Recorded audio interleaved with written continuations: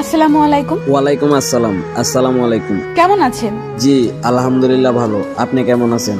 জি আলহামদুলিল্লাহ ভালো আছি। আপনার কি বেশি অ্যাটিটিউড? কেন হঠাৎ এই কথা বললেন? মেসেজের উত্তর দিচ্ছেন না কেন? আসলে ম্যাডাম পেশায় ড্রাইভার তো গাড়ি চালানোর সময় ফোনটা চেক করতে পারি না তাই। ও, আপনার বাসা কোথায়? বাংলাদেশের প্রত্যেকটা ট্রাক টার্মিনালের পার্কিং এ। আর আপনার? ঢাকা। মজা করেন না, বলেন। মজা করবো কেন ম্যাডাম? প্রত্যেকটা ড্রাইভারেরই ওই গাড়ির কেবিনটাই ঘর বাড়ি, আর তাদের ঠিকানা বলতে রাস্তার পাশে থাকা ওই পার্কিং গুলি। ও মা, তাই? আপনার নাম কি? আপনি কে ম্যাডাম?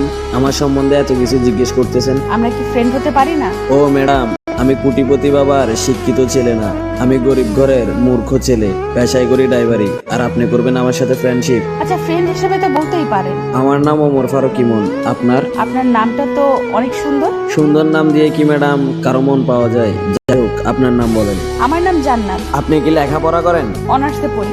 আপনার বাসার সবাই কেমন আছে? আলহামদুলিল্লাহ সবাই ভালো আছে। আপনার? জি আলহামদুলিল্লাহ ভালো। আপনার বাসা কোথায় বললেন না তো?